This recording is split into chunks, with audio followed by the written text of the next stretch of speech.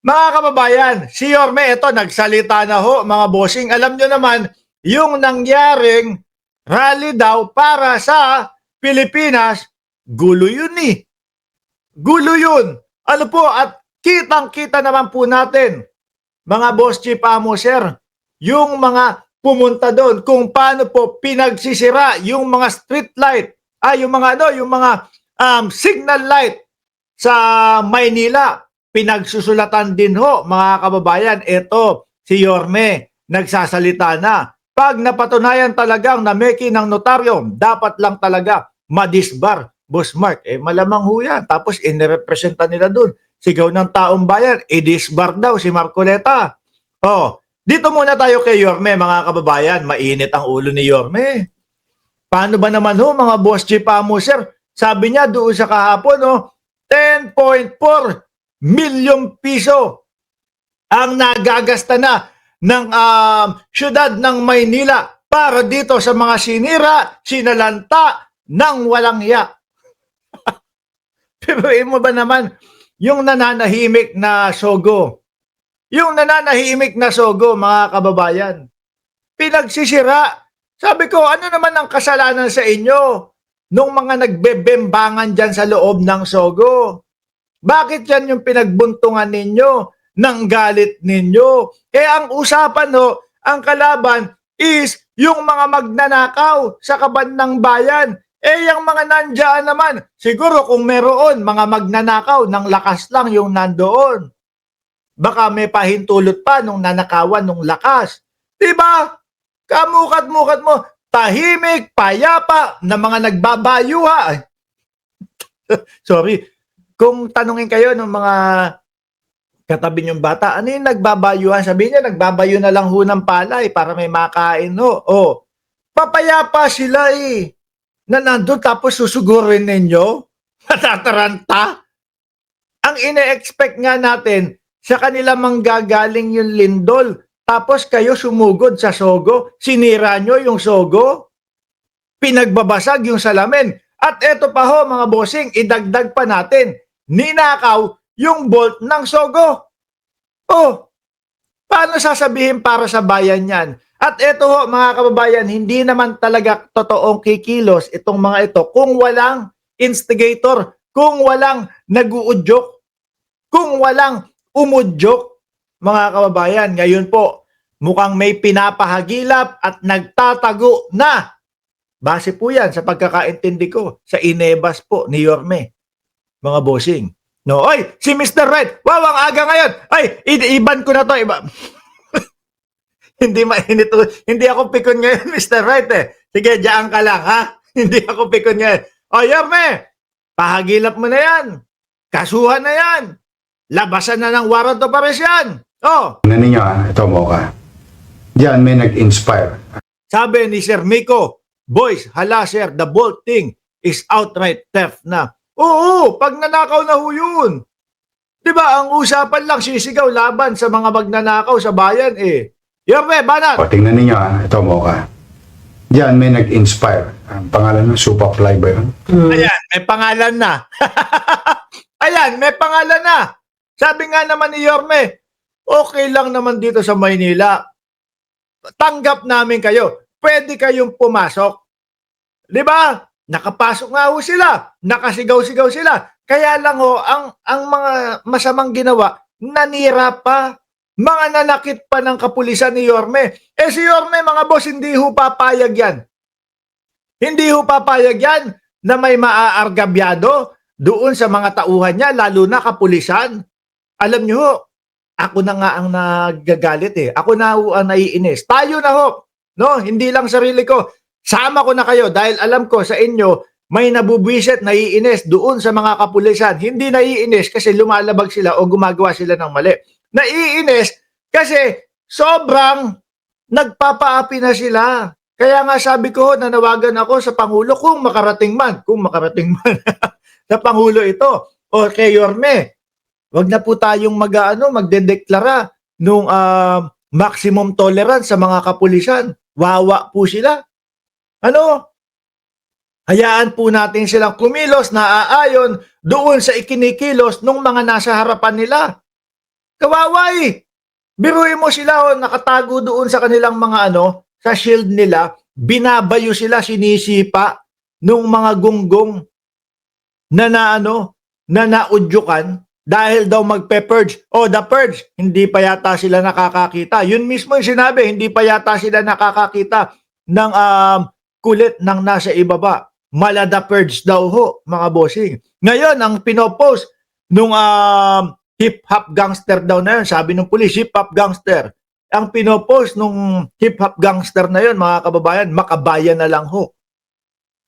Tuloy natin to, may pangalan na talaga. Yorme, wag mong diinan ha. Pero baka arson din kasama sa ikakaso. O, bahala na kung ano ikaso sa kanya. O. Tingnan ninyo ito Mocha. Diyan may nag-inspire. Ang pangalan ng Superfly ba yun? Nag-agitate. O Agitator. In-invite ka ng barkada mo. Nung nasa kulungan, anong tawag yan? Dakilang hero siya. Dakilang hero daw, usually. Paano yung mga nakulong? Di ba? Alam mo, hindi mapagkakita. Kasama sa kaso yun eh. Oh. Hinahanap na ng alagad ng batas yun. Oh. Ayan oh. Tingnan nyo ho, yung mga nasa loob dyan. Tahimik payapa kami nagbebembangan dito. Pumunta na nga kami dito para hindi kami mahuli, makita kung sino man yung mga kabit ka dyan. Tapos, dinali nyo pa kami dito. Baka nga yung iba dyan, kasama nyo pa eh. Bakit? Baka ho yung iba dyan, mga bossing, na nasa loob ng Sogo. Paalam doon sa mga asawa nila. Pupunta kami doon sa sa rally. O di ba? Pupunta kami sa Menjola. Pupunta kami sa Luneta. O kung saan man. Tapos lalakad kami sa Menjola papunta doon. Yung pala rekta pala doon sa sa Sogo. O, kayo pa may kasalanan. Kung bakit mahuhuli ng mga asawa nila. Di ba? Eh sabi, Han, o mahal, darling, o darling, doon tayo malapit sa Sogo, doon sa malapit sa Malacanang, malapit doon sa Menjola. Bakit doon, Han? Kasi ang paalam natin, makikirally tayo. O di ba? Kung sakali na i-find my iPhone o i-locate tayo, ay nandoon sa Menjola. O di ba? Saan mo ako na-locate? Ano sinasabi mo? May katagpo ako. Saan mo ako na-locate? Malapit sa Menjola. Oh, saan yung rally? Sa Menjola. Oo nga, diba? Baka ganyan pa yung mga palusot niya sa asawa. Tapos pinagbibiran ninyo, pati yung mga kapulisan. O, yari ka, Superfly. A matter of time, may issue ng warrant yun. Ako po, aray. Aray ko po, Atras nga natin. Kasi parang may sinasabi si Yorme dito na hinahagilap na nila. Hindi na lumalantad. Nagtatago na. Yun yung pagkakaintindi ko, game. Tingnan ninyo ito Mocha. Diyan may nag-inspire. Ang pangalan ng Superfly ba yun? Nag-agitate. O in-invite ka ng barkada mo. Nung nasa kulungan, anong tawag yan? Dakilang hero siya. Tamo, hindi mapagkakita. Kasama sa kaso yun eh. Nako, hindi nga pa pagkakita. Kasama daw sa kaso si Superfly. Aray ko po. Kaya pala yung mga post, ibon mang may layang lumipad. Mukhang kulungin mo at umiiyak. Saktong-sakto pala yung kanta niya. No? Dito sa ni Yorme, sa utos ni Yorme. Hanap na ng alagad ng batas yun. Inahanap ng alagad ng batas. A matter of time, may issue ng warrant yun. Pag na-issue ng warrant yun,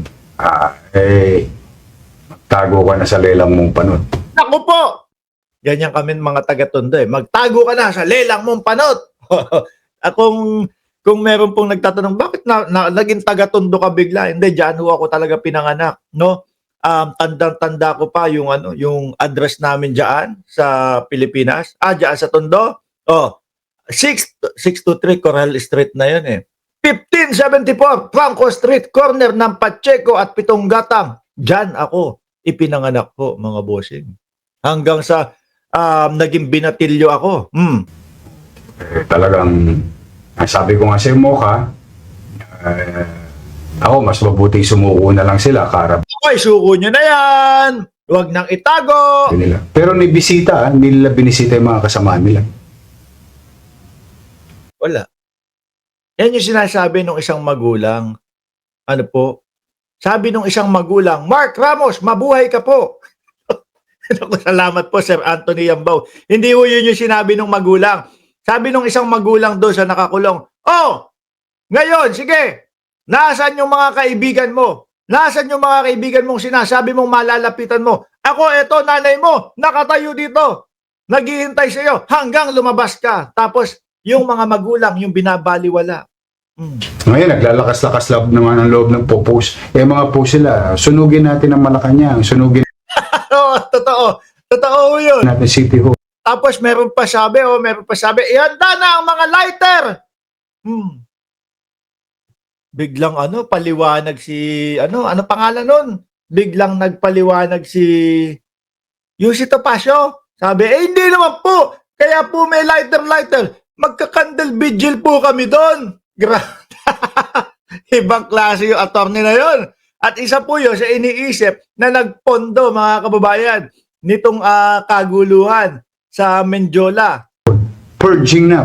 Alam niyo ba ibig sabihin ng purging? Opo, napanood po namin yan, Yorme. No? Patayan po, walang batas-batas sa loob ng 24 oras. Patayin natin ang isa't isa. Correct! Galit na galit tayo sa mga Panigurado ho ako na meron ng kopya si Yorme. Kasi meron ho akong kopya dito eh. Kung sakali man na humingi si Yorme o humingi ang isa sa kanila, Mark, ano ba yung pinost? Kasi ang binura na yung pinost eh. Meron po kaming kopya dito. For sure, meron na si Yorme, no? naghaharing uri. Pero tayo naghaharing uri rin.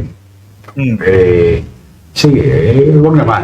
Pero kung hindi pa kayo natuto, kayong bahala. Tutuluyan. Oh, tutuluyan. Nako,